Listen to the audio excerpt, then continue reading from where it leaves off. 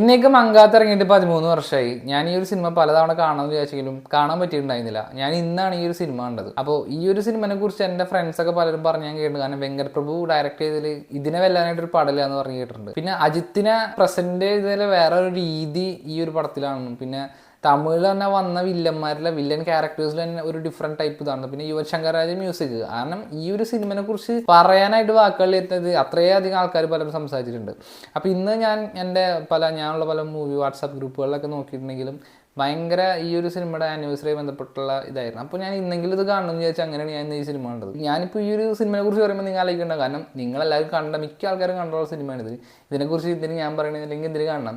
ഞാനിത് കണ്ടപ്പോൾ എനിക്ക് തോന്നിയ കാര്യം ഞാൻ ജസ്റ്റ് വീഡിയോ ആയിട്ട് പറയുന്നുള്ളൂ. കാരണം ഈ ഒരു സിനിമ ഞാൻ കുറേ നാളായിട്ട് കാണണമെന്ന് വിചാരിച്ച് ഇങ്ങനെ നടക്കാതിരുന്നിട്ട് ഇന്നാണ് കഴിഞ്ഞത്. 2.5 മണിക്കൂറുള്ള ഈ സിനിമ എന്ന് പറയാൻ പറ്റില്ല, ശരിക്കും ഒരു ഗെയിം പോലെ തന്നെ. ആ ഒരു പടത്തിന് ടൈറ്റിൽ കൊടുത്തിരിക്കുന്ന പോലെ ഒരു വെങ്കട് പ്രഭു ഗെയിം എന്നാണല്ലോ ആള് തന്നെ അതിനെ പറയുന്നത്. അതുപോലെ തന്നെ ഒരു ഗെയിം പോലെ തന്നെ ഒരു ഈ പടം അങ്ങനെ ഓടിച്ചു പോകുന്നുണ്ട്. നല്ല രസമായിട്ട് ഇങ്ങനെ കണ്ടിരിക്കാൻ പറ്റുന്ന അജിത്തിനെ തന്നെ വേറൊരു രീതിയിൽ സ്റ്റൈലിൽ പ്രസന്റ് ചെയ്യുക. ഞാൻ അജിത്തിന്റെ കുറെ പടങ്ങളൊന്നും കണ്ടിട്ടൊന്നുമില്ല, പക്ഷെ കണ്ടതിൽ വൺ ഓഫ് ദി ബെസ്റ്റ് എന്ന് തോന്നി ഈ ഒരു സിനിമ കണ്ടപ്പോൾ. പിന്നെ യുവൻ ശങ്കർ രാജയുടെ മ്യൂസിക്. കാരണം ഇപ്പോൾ ഈ ഗോട്ട് സിനിമയുടെ ട്രെയിലർ ഇറങ്ങിയ സമയത്ത് പല ആൾക്കാരും, അല്ലെങ്കിൽ ട്രെയിലർ മാത്രമല്ല അതിൻ്റെ ഫസ്റ്റ് സിംഗിളും സെക്കൻഡ് സിംഗിളും അതൊക്കെ ഇറങ്ങിയ സമയത്ത് കളിയാക്കിയത് യുവൻ്റെ മ്യൂസിക് വളരെ ശോകമാണെന്ന് പറഞ്ഞിട്ടാണ്. പക്ഷെ ആ സമയത്തും പലരും പറയണ്ടായിരുന്നു. കാരണം യുവൻ പണ്ട് ചെയ്ത പല പടങ്ങളും, ഇപ്പോൾ പയ്യൊക്കെ ആണെങ്കിൽ എന്ത് ബ്യൂട്ടിഫുൾ ആയിട്ടാണ് അത് ചെയ്തത്. പിന്നെ അതുപോലെ പറഞ്ഞൊരു പടമായിരുന്നു മങ്കാത്തയിലെ പാട്ടൊക്കെ ഞാൻ പണ്ടേ കേട്ടിട്ടുണ്ട്, പക്ഷെ സിനിമ കണ്ടിട്ടുണ്ടായിരുന്നില്ല. അപ്പോൾ സിനിമ കണ്ടപ്പോഴാണ് ഇതിനെക്കുറിച്ച് കൂടുതലായിട്ട് ഞാൻ ഒന്ന് ശ്രദ്ധിച്ചത്. കാരണം ഈ സിനിമയുടെ മെയിൻ പില്ലർ എന്ന് പറഞ്ഞാൽ അതിൻ്റെ സ്ക്രീൻ പ്ലേ തന്നെയാണ്. കാരണം അതിനെ വല്ലാത്ത രീതിയിൽ അതിൽ ഒരു ഡിപ്പാർട്ട്മെൻറ്റിന് എടുത്ത് പറയാൻ പറ്റും. കാരണം ഇപ്പോൾ ഈ സിനിമയിൽ ഇപ്പോൾ യുവൻ ചെയ്ത മ്യൂസിക് പോലും സ്ക്രീൻ പ്ലേയുടെ താഴെ എനിക്ക് പറയാൻ പറ്റുള്ളൂ. അതിഗംഭീരമായിട്ടാണ് വെങ്കട് പ്രഭു ആ സ്ക്രീൻ പ്ലേ ചെയ്തിരിക്കുന്നത്. ഞാൻ വെങ്കട് പ്രഭുവിൻ്റെ അധികം സിനിമകളൊന്നും ഞാൻ കണ്ടിട്ടില്ല. ഞാൻ ആകെ മാനാട് മാത്രമാണ് ആളെ കണ്ടിട്ടുള്ള ഒരു സിനിമ. പിന്നെ അത് കഴിഞ്ഞ് ഇനിയിപ്പോൾ കാണുന്ന സിനിമയാണ് ഈ ഒരു മങ്കാത്ത. ഇനിയിപ്പോൾ എന്തായാലും ഗോട്ട് വരുമ്പോൾ അതും കൂടി പോയി കാണും.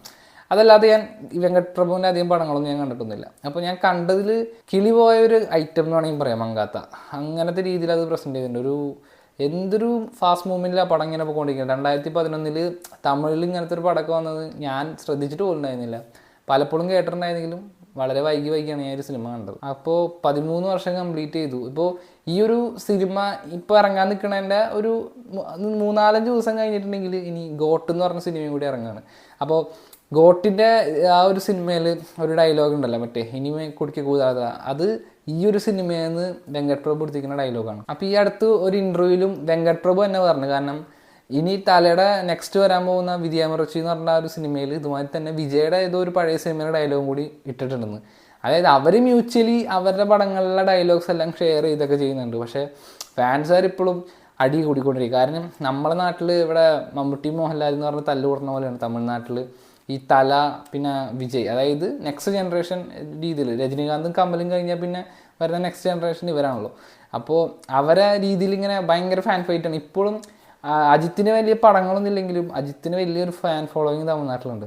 അപ്പോൾ അവരിപ്പോഴും ഇങ്ങനെ അടികൂടിക്കൊണ്ടിരിക്കുകയാണ്, വിജയ് ഏതാ അജിത്ത് ഏതാ ബെസ്റ്റ് എന്നുള്ള രീതിയിൽ.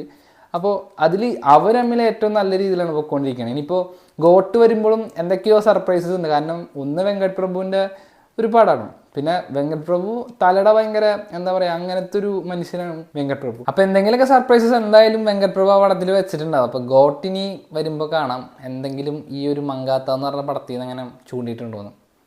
വെയിറ്റ് ചെയ്യാം, എന്തായാലും 5 ദിവസം കൂടിയല്ലേ കഷ്ടിച്ചുള്ളൂ. അപ്പോൾ അങ്ങനെ എനിക്കിത് കണ്ടപ്പോൾ ഇങ്ങനെയാണ് തോന്നിയത്. അപ്പോൾ നെക്സ്റ്റ് ഒരു വീഡിയോയിൽ കാണാം.